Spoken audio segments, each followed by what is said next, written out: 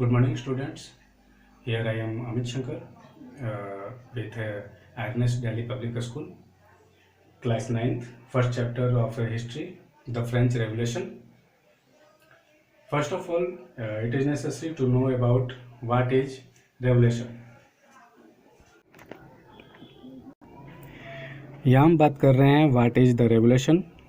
In political science, revolution is a fundamental and relatively sudden change in a political power and political organization, which occur when the population revolt against the government, typically due to perceived oppression or political incompetence. कह रहे कि political science में क्रांति वो प्रक्रिया है जो अचानक परिवर्तन होती है और ये परिवर्तन पॉलिटिकल पावर में या पॉलिटिकल ऑर्गेनाइजेशन में होता है. ये तब होती है जब लोग जो हैं वो सरकार की असफलता या सरकार की अक्षमता के लिए क्षमता से उत्पीड़ित हो जाते हैं या परेशान हो जाते हैं.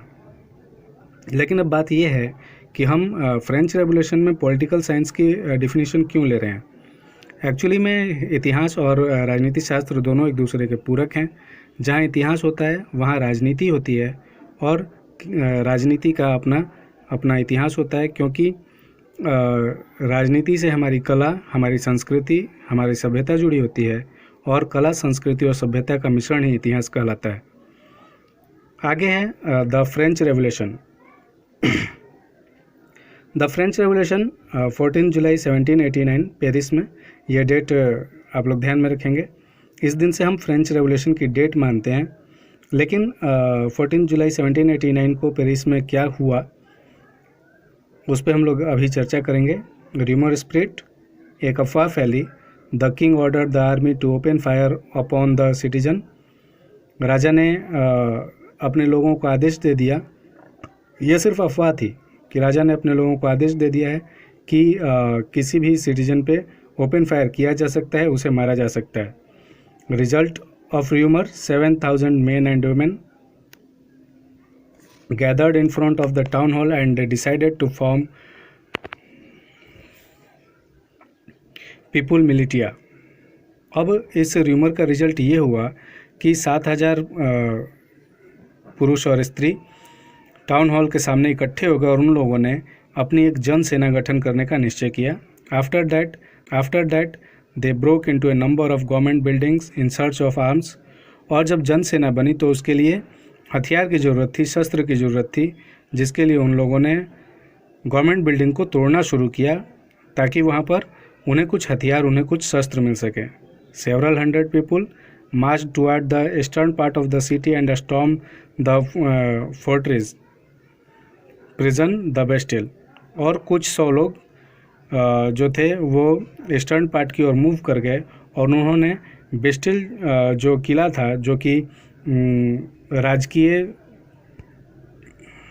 बेस्टिल का जो किला था वो राजकीय कारागृह भी था. मतलब वहाँ पर लोग जो थे वो एक जेल भी थी, उसकी ओर वो लोग मूव कर गए.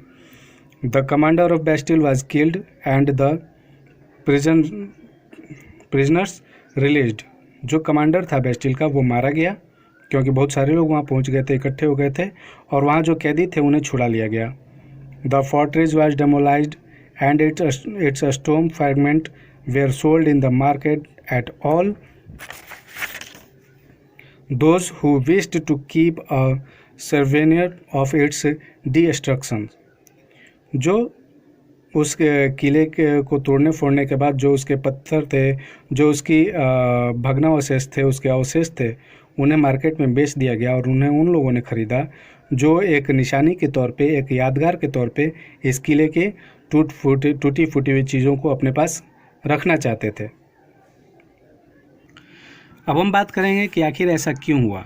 लुई 16 1774 में राजा बना और 1789 में ये फ्रेंच रेवोल्यूशन हुआ.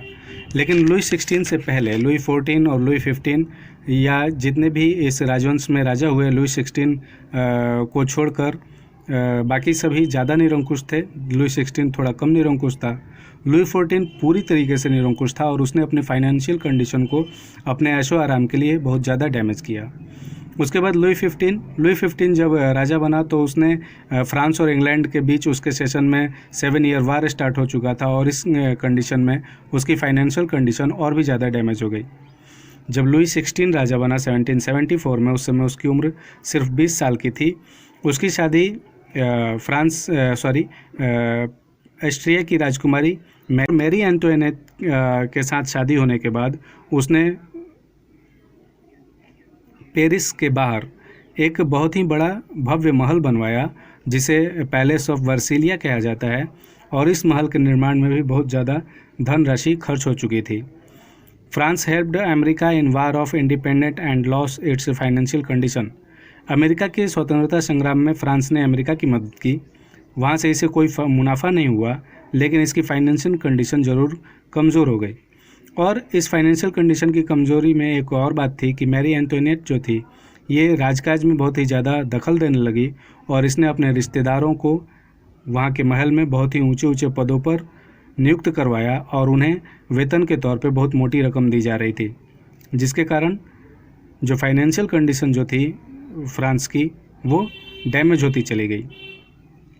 अब 14 जुलाई 1789 को पेरिस में जो कुछ भी है उसका एक कारण और था, division of society of France. France की सोसाइटी 3 ई स्टेट में डिवाइड की गई थी, जिसमें फर्स्ट ई स्टेट जो था वो कैलेर्जी का था, जिसमें पादरी लोग थे। सेकंड ई स्टेट में नोबिलिटी कुलीन वर्ग के लोग थे, और थर्ड ई स्टेट में farmers, traders, factory workers, lawyers, public officials, landless labours, इन्हें रखा गया था। दूसरी चीज़, अगर हम प्रॉपर्टी की बात करें, लैंड प्रॉपर्टी ऑफ स्टेट की बात करें, फ्रांस की लैंड प्रॉपर्टी, तो कैलर्जी के पास, ये जो पादरी लोगों का ग्रुप था, इसके पास 10% लैंड प्रॉपर्टी थी। नोबिलिटी के पास 25% लैंड प्रॉपर्टी थी, और थर्ड ई स्टेट के पास 65% लैंड प्रॉपर्टी थी। लेकिन जब हम और भी आगे बढ़ते हैं तो हमें पता चलता है कि कैलर्जी की जो पॉपुलेशन थी वो 1 लाख के आसपास थी, नोबिलिटी की पॉपुलेशन 4 लाख के आसपास थी, और थर्ड ई स्टेट जो थे इनकी पॉपुलेशन 2.6 करोड़ थी।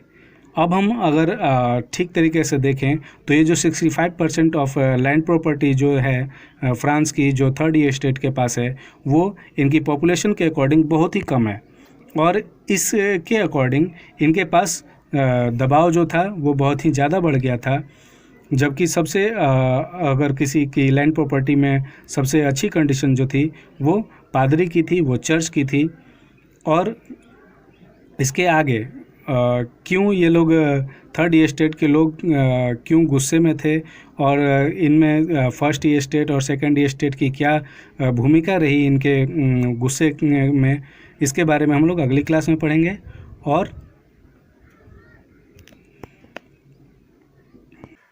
नेक्स्ट क्लास में हम लोग division of society of France में क्यों ऐसा हुआ, और थर्ड ई स्टेट को क्या प्रॉब्लम्स थी सेकंड और फर्स्ट ई स्टेट से, इसके बारे में हम लोग नेक्स्ट क्लास में जानेंगे। और अगर आपको कोई क्वेश्चन है, कोई कन्फ्यूजन्स है, तो आप उसे कमेंट बॉक्स में लिख के हमें सेंड कर देंगे। Thank you.